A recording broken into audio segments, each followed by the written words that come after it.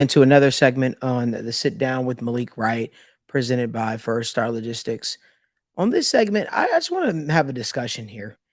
You know, I feel like there's a weird thought process going out there where if you don't land a quarterback like Caleb Williams in this year's upcoming draft, then everything else just falls apart.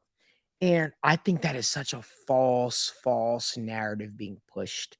I think that is such a false statement being pushed. You get so caught up in the generational quarterback, the generational prospect, that you forget that there is a lot of quarterbacks that are coming out in this year's draft class that I think could help a franchise. I think there are. I watched Caleb Williams just now in USC take on Arizona and win by the skin of their teeth. Throughout the game, he was struggling. And not even just that game, because I don't want to just highlight poor moments. Let's go about the Colorado game. Colorado made a complete shift in the second half, and they confused Caleb Williams and was able to, cut the deficit, cut it within a touchdown essentially with them. So for me, yes, Caleb Williams is a phenomenal prospect. Yes, Caleb Williams is quarterback one in this draft class. I don't think this generational prospect that people are trying to sell, I don't think he is that. That being said, this isn't about ridiculing Caleb Williams. This is talking about the other quarterbacks that are in the draft class. Drake May is getting absolutely no love. This guy just threw 5 touchdowns in a win over Syracuse this past week, and nobody's talking about it. Jordan Travis is a guy that's right in the Heisman conversation. Nobody's even talking about it. Michael Penix, nobody's even talking about it. Like, these are guys that I think can come out right now and help a franchise. Look what Dylan Gabriel just did for Oklahoma. But Jaden Daniels in LSU. With the right coaching, the right system in place, this is a guy that could have success. I ain't a believer in Sam Hartman, so you're not about to hear me sit up here and talk about that. But there's a guy right now that has not played a lick of college football this season because he's been out with an ACL injury that I think if he steps into the right system, he could do well. Cam Rising. Nobody's talking about these guys.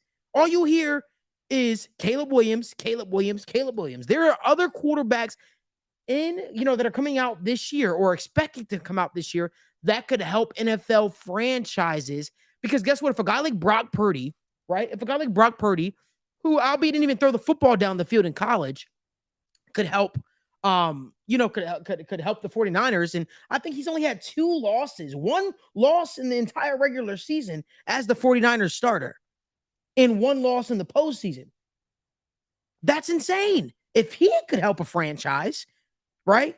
And who he wasn't expected to be anything besides a backup, coming out. If he could help a franchise like the 49ers to be their starting quarterback, could you imagine what some of these other guys could do that do have a lot of talent that people aren't talking about? I still don't know how I feel about Bo Nix. I don't know if he can do anything at the next level, but I think that there's other guys that we need to be talking about. Daniel, I'm going to say, what say you? But I also want to hear from Marissa. But Daniel, what say you? So I'm going to read off some names really quickly. Jimmy Garoppolo, Jared Goff, Jalen Hurts, Joe Flacco, and Nick Foles. All of those guys have played quarterback in a Super Bowl. None of those guys are top-tier quarterbacks. You can say Jared Goff was a top pick.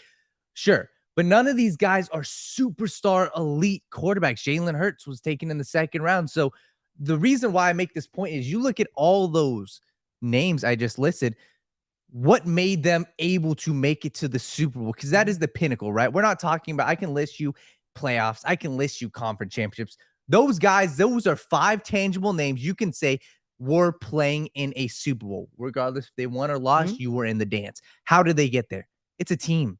It's the head coach. It's the scheme. It's the offensive line. It's the defensive line. It's having a scheme that has weapons around you. Perfect example right now in this moment. You said Brock Purdy. Perfect example. How are they getting there? You're making it a scheme. You have 2 top 25 receivers. You got a great tight end, great offensive line, and a scheme. Your defensive line is dominant. The Jalen Hurts-led Eagles, dominant defensive line. The Ravens with Joe Flacco, dominant defense. That's how you do it. We always say there's 2 ways you can truly win a Super Bowl. It's either have a playmaker, transcendent quarterback like a Joe Burrow, like a Patrick Mahomes, like a Tom Brady, hell, or you build around players. And I'll be honest, there's a lot right now. Yeah, continue. There's only 5 truly elite quarterbacks. So for everybody else, you've got to say build the foundation. Yeah. If I'm a GM and I'm a head coach, I'm building my defensive line. Yeah. I'm building my offensive line, and I'm adding weapons to my offense. That's where I start. I owe an apology. Quinn Ewers. We're not even talking about him. Yep. There's an abundant. To me, this is the strongest quarterback class that I've seen come out in quite some time. I'm just going to say it right there. JJ McCarthy. Can JJ McCarthy in the right system do well in the NFL? I'm sorry. Have we seen Brock Purdy do well? I think he could do well. I'm sorry. I think he could. This guy's leading the one of the best teams in college football right now in the Michigan Wolverines. Nobody's talking about them. Yeah. Nobody's talking about them. Nobody. I just want to get people out of the thought process that it's either Caleb Williams or bust, because that statement couldn't be any further from the truth. There are other quarterbacks that are top quality quarterbacks that I believe could help an NFL franchise, because there's a couple of guys right now, I'll be honest, that I think in the right system could be franchise quarterbacks. And those guys are Caleb Williams, obviously, right? Michael Penix. Yeah. Dylan Gabriel. Yeah. What's his fit? Drake May. Yep. Quinn Ewers. These are guys that I'm not saying can come in and be just, I think could be franchise quarterbacks in the NFL. And I think if Cam Rising gets healthy and he's able, get that time to learn a playbook, to learn a system, I've seen that guy play enough to say, you know what, he's a different level. Because I'll be honest with you, had he not had the torn ACL, he could probably be in the Heisman conversation this year. That guy is that good. His team looks different with him not out there. Now, I'll get it. They're still winning and stuff like that. But it would look a lot more dominant if Cam Rising was playing, man. Look a lot more dominant. So, I don't know. I just have a hard time with this whole generational or, tank, tank for Caleb Williams or bust, that whole mantra. Marissa, what say you? What is your thought process? I know you're a big Travis Jordan girl. What are your thoughts on the quarterbacks that are coming out of the class that people are not talking about? No, you look at the class and it really is diverse. You have your quarterbacks that are transcendent, like quote unquote Caleb Williams, that is generational, as a lot of people like to say. He's not generational. He's good, very good. I was getting there. He's very good, but at the same time, you look at the class and there's a lot of other options that make Caleb Williams a little bit not as generational. You mentioned Quinn Ewers, obviously. He can really lead a team like a Caleb Williams can. Brought up Jordan Travis for a second. I'm going to elaborate more on him. Dual threat, reads the field well, has shown progression in every single year of his college career so far. And that's what you're going to get out of all of these quarterbacks in this class, is progression year after year after year. Dual threats, people that can bring a new element to whatever offense they enter. That's what really makes this class way years beyond just Caleb Williams. And I agree with you. And I just want to touch on something a little further. I want to read to you guys the definition of generational: relating or characteristics of all people born and living at about the same time, regarded collectively. A guy can't be generational if there's a guy who's, we already say is generational, essentially, playing in the same time as him. He can't be. Patrick Mahomes is considered generational. Caleb Williams and Patrick Mahomes will be playing in the league together at the same time. Can't be generational because we've seen another one just like you that is in this generation. Other quarterbacks that have come out, we say, are quote unquote generational. Is the skill set of a Caleb Williams so much further than a Michael Penix? Is it so much further than some of these other quarterbacks? I don't know if it is. He's good. He's damn good. He's damn good. And you have to ask yourself this question. If Michael Penix was on USC, if some of these other teams, some of these other quarterbacks were on specific teams, could, like, would they still have the same exact success? Because I also remember seeing Caleb Williams at OU struggle. I remember a game where he got benched. But generational. No. I just want us to stop thinking with this. And I know I sound like a Caleb Williams hater. I promise you I am not. I think the kid is very, very talented. I just think that I think that there is a life after Caleb Williams for other teams that don't land him. And there's there's going to be a lot of teams that are going to be so happy that get Michael Penix. There are going to be a lot of teams that are so happy that get a Quinn Ewers, that get a Drake May, who I think is crazy good. Jordan Travis, crazy good. Marissa, why are people talking about Drake May? Stop muting yourself. Why are people not talking about Drake May? The people want to hear from you. No, I think it's a lot of it has to do with more of the conference that Drake May plays in. You look at the ACC compared to the name brand that UFC brings. North Carolina, they're themselves as a team, their defense has let them down a little bit last year, this year. That it's kind of diluted 5 touchdown them. passes. Yeah. 5 touchdowns.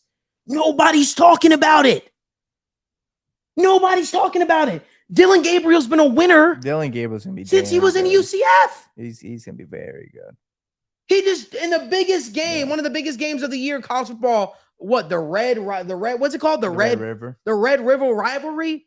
Pat McAfee show and all these different people in attendance. Don't matter. Went down the football field in Texas, scored like it was nothing. He's probably my favorite QB in this class. And outplayed Quinn Ewers. Yeah. Nobody talking about it. All you hear is Caleb Williams. Caleb Williams, they were like I forgot how big of a favorite they were against Arizona, won by the skin of their teeth, double overtime. Like, that's what I'm saying. Like, there are other quarterbacks that I believe can transcend a franchise, and we just need to give those other quarterbacks more credit, more time to talk about them, because I genuinely think that some team is going to look. I see four to five, maybe franchise-changing quarterbacks in this draft class. Just to be completely honest with you. Don't know where they're going to fit. So some teams are going to, but some team is going to get on it. So if you're a team out there with a quarterback need, even if you don't think you're a team out there with a quarterback need, like the New York Football Giants, maybe even the Arizona Cardinals do so. I don't know. Yeah. The Tennessee Titans, I'm looking squarely at you. Rams, I'm looking squarely at you. If you're a team with a quote-unquote quarterback need, this is the class for you. The Falcons, I don't care if Desmond Ridder threw for 300 yards. This is the quarterback class for you. Make noise, make it happen, because there's going to be opportunities out there for you to grab a guy. Whoever lands Cam Rising, man. If you're a team with an old veteran starter, imagine if the Jets went out there and grabbed Cam Rising. Imagine if the Jets got Cam Rising and let him sit behind Aaron Rodgers, because Zach Wilson, as I said, still ain't it. I'm going to say one thing real quick about like Dylan Gabriel. I think Dylan Gabriel, and this goes to the point once again, it's all about systems. I think that man has a skill set. Maybe it's because he's, lefty too. He has a skill set to go right in and fit on the Dolphins. Right there. Boom. So, boom. It's all about system. And that's one thing I'm going to say that frustrates me about like people talking about the Patriots and how the Patriots aren't good right now. It's like, yes, you drafted a guy like Mac Jones, but it's the situation around him too. You have a terrible offensive line and you don't have a superstar quarterback. It's not going to work. If you don't have a superstar quarterback, you need to build around. There's a reason why it's not working. You don't have an offensive line. You don't have weapons. It's not going to work. So, and I'll just say this: if you're a team out there with a quarterback that you think has the potential, because that's the dangerous word about. Oh, they have the intangibles. They have the potential, like a Washington Commanders. Because I said before, I'll say it again: Sam Howell was trash. If you're a team out there like that, guess what? Draft a quarterback this year. This quarterback class is so deep. Do not fall victim to the fact, well, we think we have a guy. If you have to ask yourself, if you have to say to yourself, we think we have a guy, or we believe in the potential of our guy, draft a quarterback. Yep. That's all I'm going to say. If you're using those words, potential, think, instead of a surefire thing, if you can't sleep on your pillow at night and say, we have a transcending talent at quarterback, we have a guy that we know could win us a championship. If you are not having those words come out of your mouth, you need to make drafting a quarterback a priority. Look what the Philadelphia Eagles did. The Philadelphia Eagles won a Super Bowl with Nick Foles. They had Carson Wentz still on the roster, got rid of Carson Wentz. Nick Foles wasn't doing well. They said, it's okay. We're still going to draft a quarterback. In the second round, they drafted Jalen Hurts. Jalen Hurts has now been their franchise. Jalen Hurts took them to a Super Bowl. They didn't win it, but guess what? That is a team that is not resting on their laurels. And you bet your ass if Jalen Hurts started struggling and wasn't doing well, they would do the exact same thing again, drafting quarterback, because guess what? Resting on your laurels in the National Football League is a recipe for disaster.